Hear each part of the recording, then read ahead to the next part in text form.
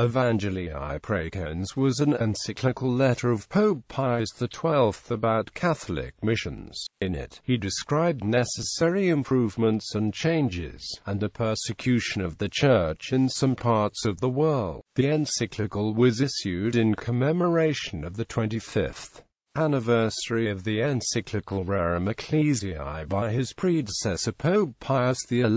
Progress made. In the letter, Pius XII wrote that despite war and much political turbulence, the last 25 years were blessed with success. He also states that the number of Catholic missions increased 50% from 400 to 600, the faithful increase from 15 to almost 21 million people. The number of native and foreign priests increased from 14,800 to 26,800.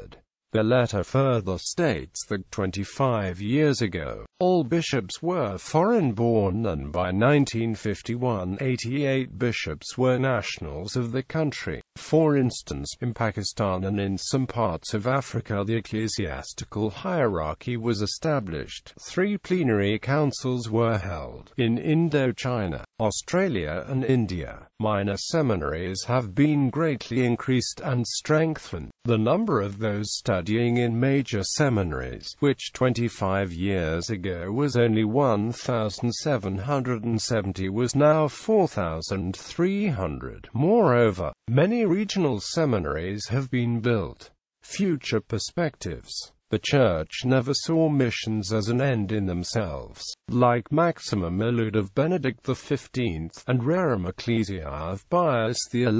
Pope Pius XII, in 1944, saw the end of missionary work as the very measure of success. The magnanimous and noble purpose which missionaries have is the propagation of the faith in new lands in such a way that the Church may ever become more firmly established in them, and as soon as possible reach such a stage of development that it can continue to exist and flourish without the aid of missionary organizations. These missionary organizations do not serve their own ends, but it is the task to use every endeavor to realize the lofty purpose we have already mentioned. When that has been attained, then let them be happy to turn to other fields. Thus, missionary success can be measured by downsizing of traditional missionary activities and upgrading of local hierarchies. Persecution. Pope Pius XII replied to attacks and persecutions in China with the following words: "In our own time there are countries in the Far East which are being purpled with martyrs' blood. We have learned that many of the faithful and also nuns, missionaries, native priests and even bishops have been driven from their homes, despoiled of their possessions and languish in want as exiles, or have been arrested, thrown into prison or into concentration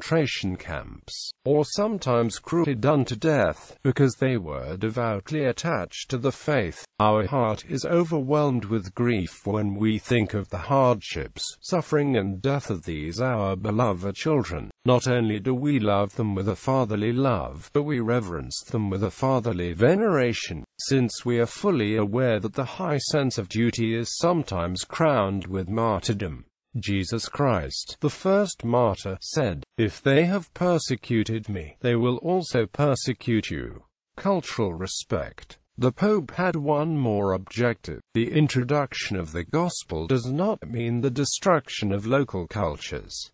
Not all seem to understand this point. He wrote in Summi Pontificatus that a deeper appreciations into the various civilizations and the good qualities are necessary to the preaching of the Gospel of Christ, and in his 1944 speech to the directors of the Pontifical Missionary Society, he said, "The herald of the Gospel and messenger of Christ is an apostle. His office does not demand that he transplant European civilization and culture, and no other, to foreign soil. there to take root and propagate itself. His task in dealing with these peoples, who sometimes boast of a very old and highly developed culture of their own, is to teach and form them so that they are ready to accept willingly and in a practical manner the principles of Christian life and morality. Principles, I might add, that fit into any culture, provided it be good and sound, and which give the culture greater force in safeguarding human dignity and in gaining human happiness.